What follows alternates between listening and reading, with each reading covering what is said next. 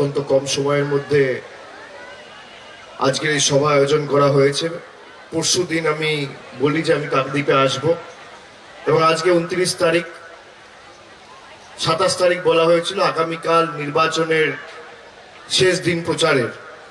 সুতরাং আমি প্রথমেই অভিনন্দন জানাচ্ছি আমার পূর্ববর্তী বক্তা এবং যাকে কেন্দ্র করে আজকের এই জনসভা, মমতা বন্দ্যোপাধ্যায়ের দীর্ঘদিনের সহকর্মী, যোদ্ধা, প্রথম দিনের সৈনিক, কাকদ্বীপ বিধানসভা কেন্দ্র থেকে জোড়া ফুল প্রতীক চিহ্ন নিয়ে আপনাদের সকলের ভালোবাসা, আশীর্বাদকে পাথেয় এবং পথ চলার প্রেরণা করে যিনি প্রতিদ্বন্দ্বিতা করছেন, সম্মানীয় মন্টুরাম পাখিরা মহোদয়, আমি ধন্যবাদ জানাই।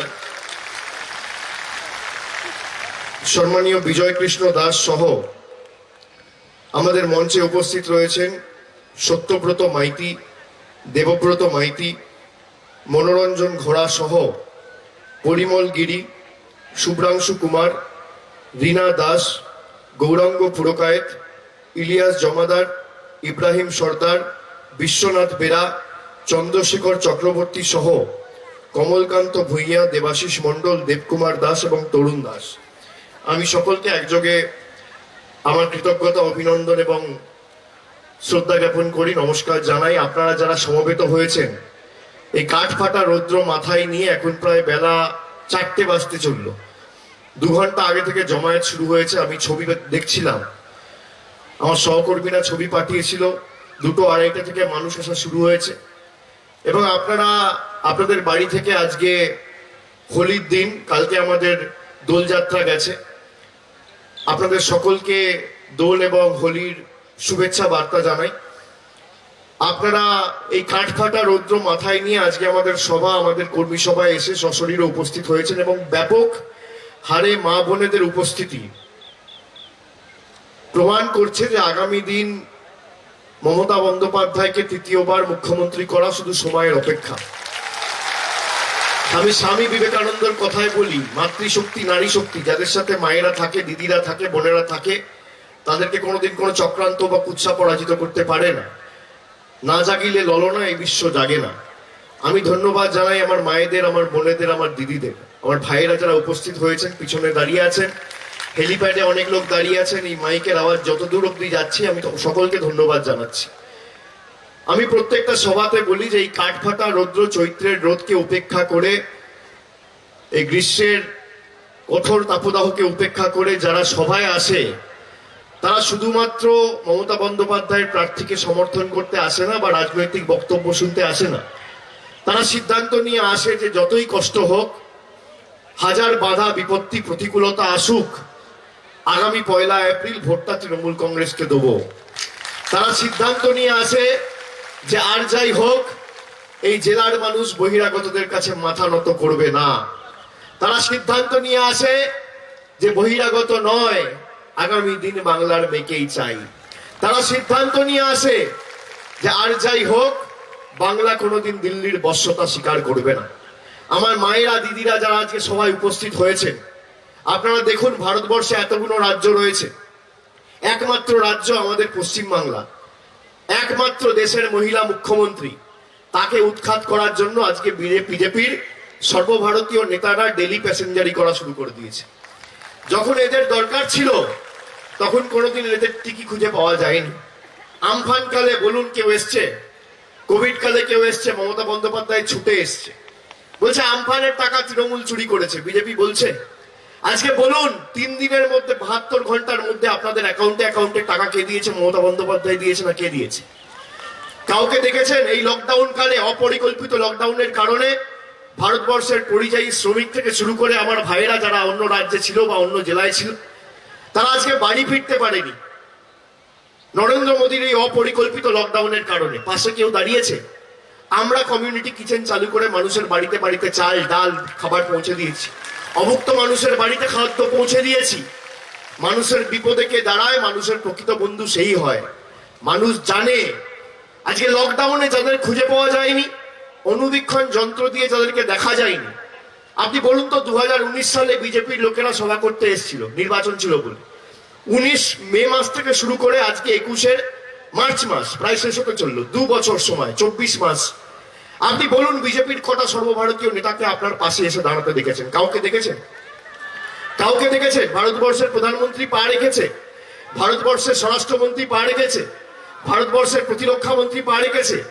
এই যে এখানে 20 দিন আগে মন্টুরাম পাখিরা বলছিল নিত্যানন্দ রায় ক্যাম্প করে বসে আছে, কেন? বিজেপিকে জেতাতে হবে। আরে এই রাজ্যটা গুজরাট নয়, মধ্যপ্রদেশ নয়, এই জেলাটার নাম দক্ষিণ 24 পরগনা, আর রাজ্যটার নাম পশ্চিমবঙ্গ। বিগত 2019-এও 31-31 করেছিল, আর আগামী দিনেও 31-31 করবে। আমি দায়িত্ব নিয়ে বলে যাচ্ছি আপনাদের, কাকদ্বীপ সহ আপনারা যেভাবে বাকি বিধানসভাগুলোতে 2019-এ বিজেপির বিভ্রান্তর শিকার না হয়ে বা চক্রান্তের শিকার না হয়ে, এদের ফাঁদে পা না দিয়ে আপনারা তৃণমূল কংগ্রেসকে জিতিয়েছিলেন, আমি আপনাদের করজোড়ে নতমস্তকে প্রণাম জানাই। মহামতি গোখলে বলেছিল না, what Bengal things today, India things tomorrow. একটু আগে মন্টুরাম পাখিরা বলছিল, আমি বলি হোয়াট দক্ষিণ 24 Pargana things today, the entire Bengal things tomorrow. যা দক্ষিণ 24 পরগনা আজ ভাবে, সমগ্র রাজ্যের অন্য জেলা কাল ভাবে, আপনারা সেটা প্রমাণ করেছেন। পরিবর্তনের প্রথম চাকাটা আপনারা 2008 সালে একই মাটি থেকে ঘুরিয়েছিলেন। তারপরে 2011-তে মমতা বন্দ্যোপাধ্যায় প্রথমবার মুখ্যমন্ত্রী হয়, দ্বিতীয়বার মুখ্যমন্ত্রী হয়। 29টা আসন জিতে 31টার মধ্যে আমরা 2টো আসনে পরাজিত হয়েছিলাম, এক হচ্ছে কুলতলি আর এক হচ্ছে যাদবপুর। কাকদ্বীপ তখনও জিতেছিলেন, 19-এও জিতেছেন, আর 21-এ তো ব্যবধানের লড়াই হচ্ছে। ব্যবধানটা বাড়াতে হবে, ব্যবধান বাড়াতে হবে, প্রত্যেকটা বুথে জিততে হবে, মমতা বন্দ্যোপাধ্যায়ের হাত শক্তিশালী করতে হবে। একদিকে দেখুন, ভারতীয় জনতা পার্টি 2014 সালে ক্ষমতায় আসার আগে ভারতবর্ষের 130 কোটি মানুষকে বলেছিল যে আমরা ক্ষমতা এলে আচ্ছে দিন আসবে, সবার ব্যাংক অ্যাকাউন্টে 15 লক্ষ টাকা করে টাকা দেবো। কেউ পেয়েছেন? বলেছিল বছরে 2 কোটি চাকরি দেবো, কেউ পেয়েছে? উত্তর হচ্ছে না। বলেছিল নোটবন্দি করে 130 কোটি মানুষকে লাইনে দাঁড় করিয়ে দিয়েছিল 2 মাস ধরে। বলেছিল কালো টাকা আমরা ধ্বংস করব। কালো টাকা ধ্বংস হয়েছে, গরিব আরো গরিব হয়েছে, বড়লোক আরো বড়লোক হয়েছে। বলেছিল জিএসটি করে ভারতবর্ষের অর্থনীতিকে আমরা হৃষ্টপুষ্ট বলিষ্ঠ করব। ভারতের অর্থনীতি আজকে রসাতলে। আর মমতা বন্দ্যোপাধ্যায় ক্ষমতায় আসার আগে বলেছিল আমি বিনা পয়সায় রেশন দেবো, আপনি পেয়েছেন? উত্তর হচ্ছে হ্যাঁ। বলেছিল কন্যাশ্রী দেবো, পেয়েছেন? উত্তর হচ্ছে হ্যাঁ। বলেছিল যুবশ্রী দেবো, পেয়েছেন? উত্তর হচ্ছে হ্যাঁ। বলেছিল রূপশ্রী দেবো, পেয়েছেন? উত্তর হচ্ছে হ্যাঁ। বলেছিল স্বাস্থ্যসাথী কার্ড দেবো, বিনা পয়সার চিকিৎসা স্বাস্থ্য দেবো, পেয়েছেন? উত্তর হচ্ছে হ্যাঁ। বলেছিল বিনা পয়সায় শিক্ষা দেবো, পেয়েছেন? উত্তর হচ্ছে হ্যাঁ। একদিকে বহিরাগত নেতা বলছে আমাদের সুযোগ দিন, আমরা 5 বছর কাজ করে দেখাবো, আর একদিকে বাংলার অগ্নিকন্যা, বাংলার মেয়ে বলছে 10 বছরের কাজের হিসাব নিন আর জোটবদ্ধ হয়ে জোড়া ফুলে ভোট দিন। আপনি কাকে বাঁচবেন, সিদ্ধান্ত আপনার। আপনি দেখুন কি বলেছিল দিদি আর কি করেছে। বিজেপি বলে আমরা দেশের সর্ববৃহৎ রাজনৈতিক দল, বিশ্বের সবথেকে বড় দল। ভালো কথা, বিজেপি বিশ্বের সবথেকে বড় দল, মেনে নিলাম। আমরা তৃণমূল কংগ্রেস ছোট দল, আঞ্চলিক দল, খেটে খাওয়া মানুষের দল, শ্রমিকের দল, কৃষকের দল, ছাত্র যুবক দল, এসসি এসটি ওবিসির দল, মায়েদের দল, বোনেদের দল, ভাইদের দল। তা আপনারা বিশ্বের এত বড় দল, আপনারা যদি প্রকৃত রাজনীতিবিদ হন তাহলে টাকা আর এজেন্সি নয়, আর গায়ের জোরে নয়, আর ইভিএম হ্যাক করে নয়। আপনি যদি প্রকৃত রাজনীতিবিদ হন তাহলে আপনি বলুন আপনার মোদী সরকার 2014 থেকে 21 7 বছর দেশের ক্ষমতায় রয়েছে, কেন্দ্রীয় সরকারে কি কাজ করেছে আপনাদের রিপোর্ট কার্ড নিয়ে আসুন। আমাদের সরকার বঙ্গধ্বনি যাত্রার মাধ্যমে আপনাদের বাড়িতে বাড়িতে রিপোর্ট কার্ড দিয়েছে। কি দিয়েছে কি দেয়নি? মমতা ব্যানার্জি কি কাজ করেছে? একটা ছাত্র পড়াশোনায় ভালো না খারাপ পরীক্ষায় তো ফল দেখলে বোঝা যাবে। যদি 190 পায় তাহলে ভালো ছাত্র, আর যদি 100 গোল্লা পায় তাহলে খারাপ, সে ব্যর্থ। এটা পরিষ্কার। তো আপনি যদি প্রকৃত রাজনীতিবিদ হন আপনি আপনার রিপোর্ট কার্ড নিয়ে আসুন। তথ্য পরিসংখ্যানের নিরিখে লড়াই হোক। বাংলায় 341টা ব্লক আছে, 80,000 বুথ আছে, 3,500 অঞ্চল আছে, 130টার উপর টাউন আছে। আপনি ঠিক করুন আপনি কোথায় লড়বেন। একদিকে বিজেপির সর্বভারতীয় নেতা থাকবে, আর একদিকে আমি থাকবো অভিষেক বন্দ্যোপাধ্যায়। আপনি আপনার রিপোর্ট কার্ড নিয়ে আসুন, আপনি আপনার রিপোর্ট কার্ড নিয়ে আসুন, আর আমি আমার রিপোর্ট কার্ড নিয়ে আসবো। আপনার মোদী সরকার 7 বছরে কি করেছে আর আমাদের দিদি 10 বছরে কি করেছে, কি বলেছিল তা প্রতিফলন হয়েছে কিনা, আর আমরা বলবো কি বলেছিল তার বাস্তবায়ন হয়েছে কিনা। তথ্য পরিসংখ্যানকে সামনে রেখে লড়াই হবে। আপনি মঞ্চ ঠিক করুন, আপনি জায়গা ঠিক করুন, আপনি এলাকা ঠিক করুন, আপনি সঞ্চালক ঠিক করুন, কোথায় বসবেন ঠিক করুন, কোন জায়গায় সভা করবেন ঠিক করুন। একদিকে আমি, একদিকে আপনি। 1 ঘন্টা আগে আমার খবর দেবেন, আমি যাব। তথ্য পরিসংখ্যান সামনে রেখে লড়াই হবে, উন্নয়নের নিরিখে লড়াই হবে। যদি 10-0 গোল দিয়ে আপনাদের মাঠের বাইরে না করতে পারি, রাজনীতি আঙিনায় পা রাখবো না। এত বড় কথা বলে দিয়ে যাচ্ছে। হিম্মত থাকলে আপনারা স্বীকার করুন, আসুন না ময়দানে লড়াই হোক, প্রতিযোগিতা হোক না। প্রতিযোগিতা হওয়া তো ভালো, তথ্য পরিসংখ্যানের প্রতিযোগিতা হোক। আপনারা কি বলেছিলেন কি হয়েছে, আর দিদি কি বলেছিল কি হয়েছে। 4 দিন আগে এখানে গোসাবায় সভা করে গেছে ভারতের স্বরাষ্ট্রমন্ত্রী অমিত শাহ। কি বলেছে শুনেছেন? বলেছে আমরা যদি ক্ষমতায় আসি সুন্দরবনকে জেলা করব, আর সুন্দরবনকে জেলা করে আগামী দিন সুন্দরবনের উন্নয়নের জন্য 2 লক্ষ কোটি টাকা আমরা খরচ করব। বলেছে তো? এখানে ক্যামেরা আছে, আমি তো অন্য করে বলছি। বলেছে তো? কি মায়েরা শুনেছেন? তা বাংলায় কটা জেলা রয়েছে এখন? 23টা জেলা। যদি সুন্দরবন জেলা হয় তাহলে 24টা জেলা হবে। বলছে একটা জেলার পিছনে আমি 2 লক্ষ কোটি টাকা খরচ করব। তার মানে 24টা জেলা হলে কত খরচ করবে? 48 লক্ষ কোটি টাকা। তার মানে 48 লক্ষ কোটি টাকা, মানে 48-50 লক্ষ কোটি টাকা এরা খরচা করবে বাংলার জন্য। আপনি ভাবতে পারছেন কি বলছে? 50 লক্ষ কোটি টাকা এরা বাংলার উন্নয়নের জন্য খরচা করবে। বাংলার জনসংখ্যা কত জানেন? বাংলায় কত লোক থাকে? 10 কোটি। আর বিজেপি যদি 50 লাখ কোটি খরচ করে তাহলে এক একটা লোকের পাওনা 5 লাখ টাকা করে।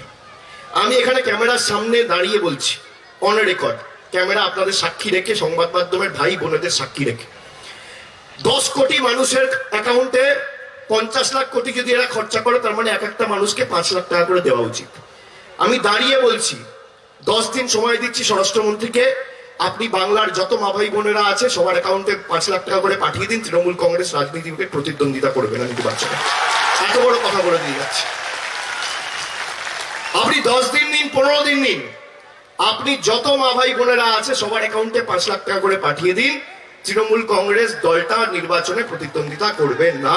আমি দায়িত্বের সাথে বলছি। দেখুন, আমরা রাজনীতি করি, আমরা লড়াই করি, আমরা মানুষের স্বার্থে আন্দোলন করি। কেন? মানুষের উন্নয়নের জন্য। তা আমার মা ভাই বোনেরা যদি 5 লাখ টাকা করে পায়, এর থেকে খুশি তো মমতা বন্দ্যোপাধ্যায়ের হবে না। আলটিমেট লক্ষ্য কি? উদ্দেশ্য তো মানুষের উন্নয়ন।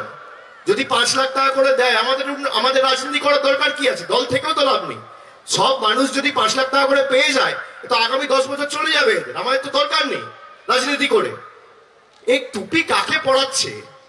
2014 আগে বলেছিল 15 লাখ দেবো, এখন বলছে 2 লাখ কোটি দেবো। আরে আগে 15 লাখ দাও না, তারপর 2 লক্ষ কোটি কথা বলো। 15 লাখ কোথায় গেল? বিজেপির প্রতিশ্রুতি শুনে রাখুন, বলছে না সোনার বাংলা করবো। এটা জিজ্ঞেস করুন, 2 দশক ধরে মধ্যপ্রদেশে ক্ষমতায়, সোনার মধ্যপ্রদেশ হয়নি কেন? সোনার উত্তরপ্রদেশ হয়নি কেন? সোনার ত্রিপুরা হয়নি কেন? সোনার আসাম হয়নি কেন? সোনার ভারত হয়নি কেন? সোনার হরিয়ানা হয়নি কেন? ঝাড়খণ্ড হয়নি কেন? আসাম হয়নি কেন? এখন বলছে সোনার বাংলা করবো। আরে সোনার বাংলা মমতা ব্যানার্জি করে দেখিয়েছে। বিনা পয়সায় শিক্ষা, বিনা পয়সায় খাদ্য, বিনা পয়সায় স্বাস্থ্য ভারতবর্ষের অন্য কোনো রাজ্য করে দেখাতে পারেনি।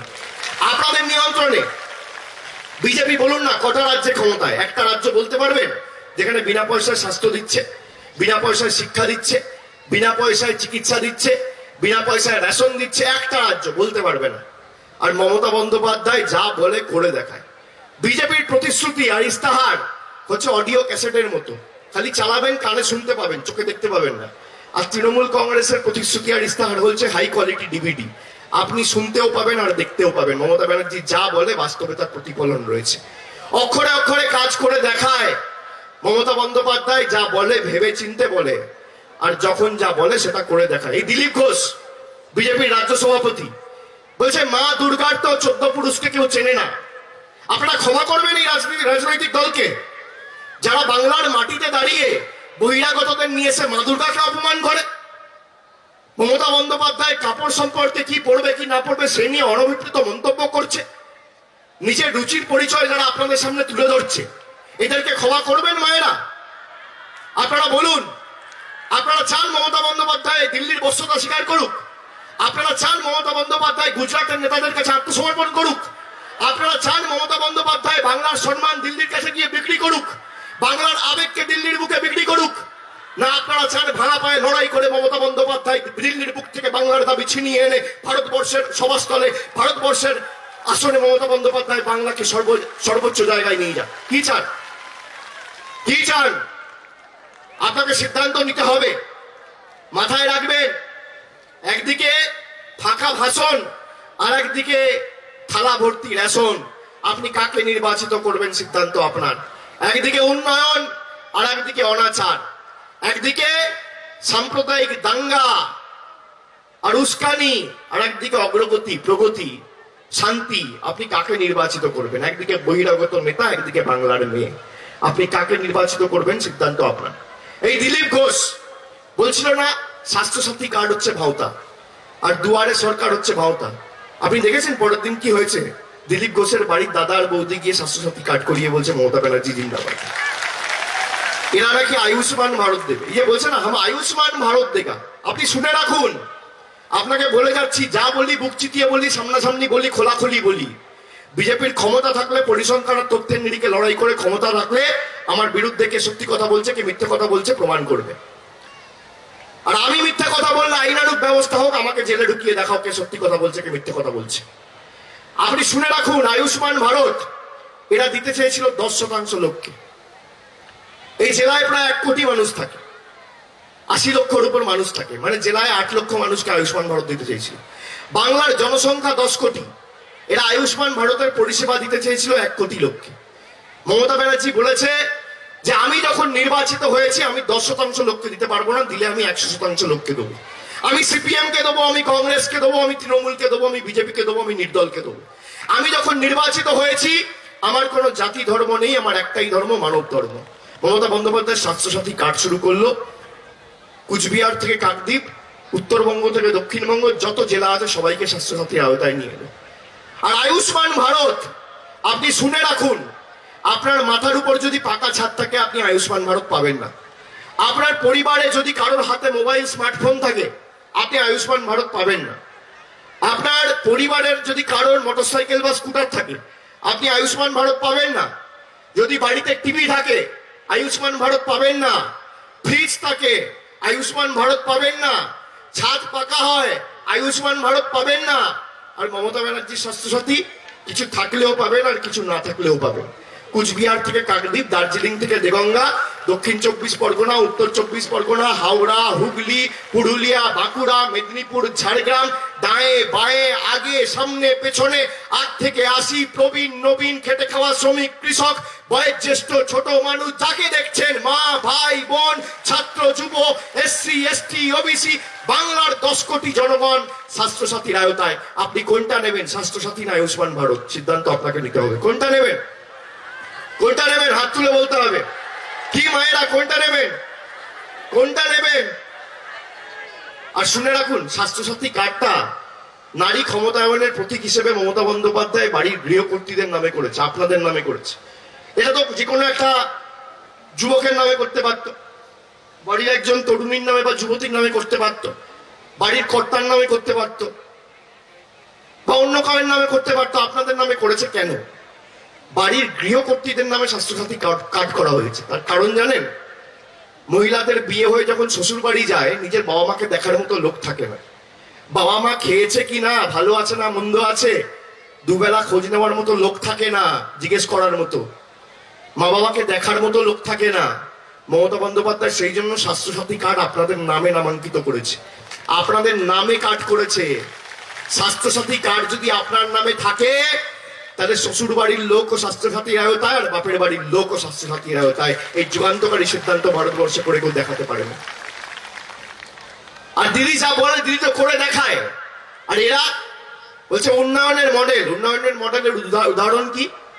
400 টাকার রান্নার গ্যাস 850 টাকা আর 150 টাকা কেজি সর্ষের তেল, 150 টাকা লিটার সর্ষের তেল। কি অবস্থা! যারা বিজেপিকে ভোট দিয়েছিল আজ সেদিন আসবে। 400 টাকার রান্নার গ্যাস প্রায় আজকে 900 টাকা, 850 টাকা পেরিয়ে গেছে, 860 টাকা না 65 টাকা হয়ে গেছে আজকে। রান্নার তেল সর্ষের তেল 150 টাকা লিটার, পেঁয়াজের দাম কত, আলুর দাম কত, কেরোসিনের দাম কত, পেট্রোল 100 টাকা ছুঁই ছুঁই, ডিজেল 90 টাকা পার, পোস্ত 1500 টাকা কিলো। এই হচ্ছে আজকে দিনের নমুনা।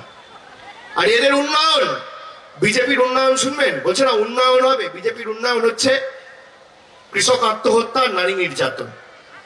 বিজেপির উন্নয়ন হচ্ছে বেকারত্ব আর গণধর্ষণ। বিজেপির উন্নয়ন মানুষের পাত খালি আর বড় বড় ভাষণ। বিজেপির উন্নয়ন মানুষকে লাঞ্ছিত বঞ্চিত করে এখনো করে যাচ্ছে শোষণ। আর মমতা বন্দ্যোপাধ্যায়ের উন্নয়ন চোখে দেখতে পাচ্ছেন, রাস্তা থেকে শুরু করে, লাইট থেকে শুরু করে, জল থেকে শুরু করে, বিদ্যুৎ থেকে শুরু করে। এই যে স্বরাষ্ট্রমন্ত্রী বড় বড় ভাষণ দিচ্ছে, গঙ্গাসাগরে নামতে পারতে মমতা ব্যানার্জি যদি না থাকতো? হেলিকপ্টারে করে হেলিপ্যাডে নামছো, এই যে হিন্দু ধর্মের ধারক বাহক বলে দাবি করছো, এই গঙ্গাসাগরের আমূল পরিবর্তন কি করেছে জানো? মহিলাটার নাম হচ্ছে মমতা ব্যানার্জি। তারকেশ্বরের উন্নয়ন কে করেছে? মমতা বন্দ্যোপাধ্যায়। দক্ষিণেশ্বরের স্কাইওয়াক কি করেছে? মমতা বন্দ্যোপাধ্যায়। ভগিনী নিবেদিতার বাড়ি হেরিটেজ ঘোষণা করে সংরক্ষণ কে করেছে? মমতা বন্দ্যোপাধ্যায়। তোমরা খালি ধর্ম বিক্রি করে ভোট নিয়েছো, আর মমতা বন্দ্যোপাধ্যায় উন্নয়ন করে দেখিয়েছে। মমতা বন্দ্যোপাধ্যায় ভোটের জন্য ধর্মকে কোনোদিন ব্যবহার করে না। আজকে দেখুন, যারা দ্বাদশ শ্রেণীর ছাত্র ছাত্রী, তাদেরকে 10,000 টাকা করে দিয়েছে ট্যাব কেনার জন্য। আপনি বলুন তো, যারা 12-এ পড়ে তারা ভোট দেবে? কি মায়েরা ভোট দেবে? তারা তো পর্যাপ্ত বয়সেই পৌঁছায়নি, 18 বছর পার করেনি, তো ভোট দেবে কোথেকে? মমতা ব্যানার্জি তাও তাদেরকে 10,000 টাকা করে দিয়েছে যে ভোট তোমাদের দিতে হবে, নিজের ভবিষ্যৎ গড়ো, পরিবারকে সমৃদ্ধশালী করো, সমাজকে সমৃদ্ধশালী করো, বাংলাকে এগিয়ে নিয়ে যাও। আর তোমরা খালি ভোট কি করে নিতে হবে, ওসব আর চলবে না। মানুষ বুঝে গেছে, চলবে না, অন্যায় টিকবে না ফন্দি। আগামী 1 তারিখ জনগণের আদালতে হতে হবে বন্দী। আর তারিখটা দেখেছেন, 1 এপ্রিল। এপ্রিল ফুল তো করতেই হবে, তাই তো? আর 2 তারিখ যখন ভোট বাক্স খুলবে, পদ্ম ফুলের বহিরাগত কোনো যেন চোখে সর্ষে ফুল দেখে, মাথায় থাকে। প্রথম দফায় ভোট হয়ে গেছে, এখনো 7 দফায় ভোট বাকি আছে, 8 দফায় এদের রফা দফা করতে হবে। প্রথম দফায় বহিরাগতদের গণতান্ত্রিক ভাবে মানুষ হাত ভেঙে দিয়েছে, দ্বিতীয় দফায় পা ভাঙবে, তৃতীয় দফায় ঘাড় ভাঙবে, চতুর্থ দফায় কোমর ভাঙবে, পঞ্চম দফায় হাঁটু ভাঙবে, ষষ্ঠ, সপ্তম আর অষ্টম দফায় বাকি যেগুলো অবশিষ্ট আছে সেগুলো ভেঙে 2 তারিখ বলো হরি হরি বল, বহিরাগতদের খাটে তোল বলে বিসর্জনটা করে দেবে বাংলার মানুষ। তৈরি থাকুন, এসব চলবে না। আর দিদি ঘোষণা করেছে, আপনাদের বলে দিয়ে যাই, শুনে রাখুন। আপনারা অনেকক্ষণ ধরে অপেক্ষা করছেন, আমি বক্তব্য দীর্ঘায়িত করবো না, খালি 4টে কথা বলবো, আর 4টে পয়েন্ট।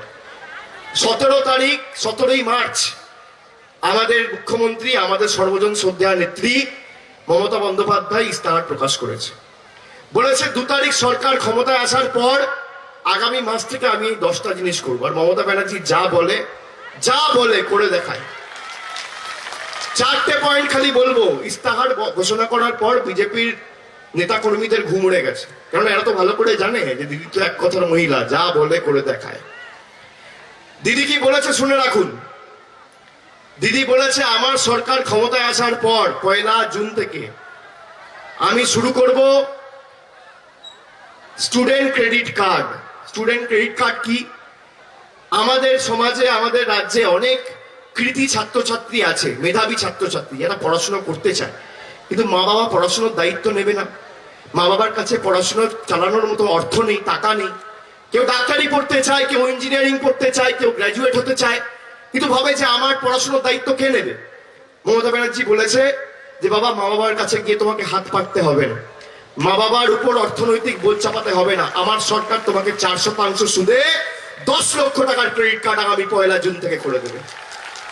যত তরুণী যুবক যুবতী আছে, আপনারা শুনে রাখুন, আগামী দিন পড়াশোনার দায়িত্ব আপনারা নিজের কাঁধে নিজে নিন। আপনাদের দায়িত্ব মা বাবার নয়, মমতা বন্দ্যোপাধ্যায় সরকারের দায়িত্ব। যত যুবক যুবতী আছে বাংলায়। দ্বিতীয় শুনে রাখুন, এই যে বলছে পিএম কিষাণ নিধি, আমরা কৃষকদের 6,000 টাকা করে দিতে চাই, আর মমতা ব্যানার্জি সরকার দিতে দিচ্ছে না, বলছে কিনা? আপনি শুনে রাখুন, 2014 এরা ক্ষমতায় এসছে, প্রতি বছর বাংলা থেকে ৭৫,০০০ কোটি টাকা কেটে নিয়ে যায়। কত টাকা? ৭৫,০০০ কোটি টাকা। তাহলে 7 বছরের সংখ্যাটা কত হয়? 1 বছরে ৭৫,০০০ কোটি টাকা কেটে নিয়ে যায়। আর 7 বছরে এই মাটি থেকে কেটে নিয়ে গেছে 5,25,০০০ কোটি টাকা। আর আমফানের সময় যখন 1,০০০ টাকা পাঠাবে, 1,০০০ কোটি টাকা, তখন বলবে মোদিজি ने रुपया भेजा है। এটা তো বাংলার মানুষের টাকা, এটা তো বিজেপির নেতাদের বাবার টাকা নয়, এটা তো বাংলার খেটে খাওয়া মানুষের, শ্রমিকের টাকা, কৃষকের টাকা। এটা দক্ষিণ 24 পরগনার টাকা, কাকদ্বীপের টাকা, কুলপির টাকা, ডায়মন্ড হারবারের টাকা, মগরাহাটের টাকা, বাঁকুড়ার টাকা, জঙ্গলমহলের টাকা, উত্তরবঙ্গের টাকা। এই টাকা তো বিজেপির নেতাদের না যে মোদিজি ने ভেজায়। 5,25,০০০ কোটি টাকা কেটে নিয়ে গেছে। আর বলছে কৃষকদের দেবো 6,000। মমতা বন্দ্যোপাধ্যায় বলেছে কাঁচকলা, তোমাদের নামও লাগবে না, তোমাদের প্রকল্পও লাগবে না, তোমাদের টাকাও লাগবে না। তোমরা বাংলাকে ভাতে মারতে চাও, পাতে মারতে চাও, পেটে মারতে চাও বাংলার মানুষকে। আমার সরকার 2 তারিখ ক্ষমতায় আসবে। 1 জুন থেকে বাংলার 68 লক্ষ, কত? 68 লক্ষ ক্ষুদ্র এবং প্রান্তিক কৃষককে তোমার 6,000 টাকা না, একর পিছু আমার সরকার 10,000 টাকা দেবে আগামী 1 জুন। একদিকে বহিরাগত নেতা 8,500 কোটি টাকার বিমানে চড়ছে, 8,500 কোটি টাকার বিমান, 8 কোটি নয়, 8.5 কোটি নয়, 850 কোটি নয়, 8,500 কোটি টাকার বিমান। একদিকে বহিরাগত নেতা 8,500 কোটি টাকার বিমান, পরনে দামি পাইজামা পাঞ্জাবি, দিল্লিতে 1,500 কোটি টাকার 7 স্টার পার্টি অফিস, আর 6 কোটি টাকার গাড়িতে চড়ছে, বুলেট প্রুফ গাড়ি। আর একদিকে বাংলার মেয়ে পরনে হাওয়াই চপ্পল আর থাকছে টালির ছাদের ঘরের তলায়। একজন কৃষককে দিচ্ছে 6,000, একজন কৃষককে দিচ্ছে 10,000। আপনি কাকে নির্বাচিত করবেন সিদ্ধান্ত আপনার। তৃতীয়, এই স্বাস্থ্যসাথী কার্ড মায়েদের জন্য বললাম। তৃতীয় শুনে রাখুন, দিদি বলেছে 2 তারিখ সরকার আসার পর 1 জুন থেকে আমরা শুরু করতে চলেছি ন্যূনতম মাসিক আয়। ন্যূনতম মাসিক আয় কি জানেন? বাংলার 1,60,00,000 পরিবারকে আগামী 1 জুন থেকে দিদি নির্বাচিত হওয়ার পর মাসিক 500 টাকা করে আপনার ব্যাংক অ্যাকাউন্টে পাঠিয়ে দেবে, বছরে 6,000 টাকা। আর যদি SC ST পরিবার হয়, পিছিয়ে পড়া পরিবার হয়, তাহলে 500 টাকা না, মাসে 1,000 টাকা, 12,000 টাকা আপনার অ্যাকাউন্টে যাবে।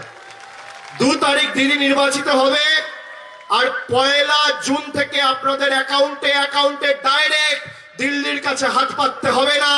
বাংলার মেয়ে সোজাসুজি আপনার কাছে 12,000 টাকা করে বছরে পৌঁছে দেবে। আর চতুর্থটা বলবো না জানেন? বলবো। দিদি বলেছিল 2011 সালে ক্ষমতায় আসার আগে যে আমি আমার সাধ্য মতো চেষ্টা করবো 2 টাকা কিলো চাল দেবো, রেশন দেবো। দিয়েছে তো 11 থেকে 16, পেয়েছেন তো? লকডাউনের সময় অনেক লোকের চাকরি চলে যায়, যারা দিন আনে দিন খায়। করোনার কারণে অনেক অসুবিধার সম্মুখীন হতে হয়। দিদি বলেছিল 2 টাকা কেজি লাগবে না, আমি বিনা পয়সায় দেবো। এখন আপনারা বিনা পয়সায় পাচ্ছেন, বিনা পয়সায় চাল রেশন পাচ্ছেন তো। তা আগামী দিন আপনারা বিনা পয়সায় রেশন চান না বিনা পয়সায় ভাষণ চান? কি বিনা পয়সায় রেশন না বিনা পয়সায় ভাষণ? আমরা বিনা পয়সায় রেশন দিতে পারি, আর অন্যরা বিনা পয়সায় ভাষণ দেয়। আপনি কি চান? বিনা পয়সায় রেশন, তাই তো? তা রেশন আপনি যখন নিতে যান আপনাকে কোথায় যেতে হয়? রেশনের দোকানে, তাই তো? ডিলারের কাছে রেশনের দোকানে গিয়ে দাঁড়াতে হয়, লাইন দিতে হয়। তা রেশনের দোকানে যখন আপনি যান আপনার অসুবিধা হয়? লাইনে দাঁড়াতে কষ্ট হয়?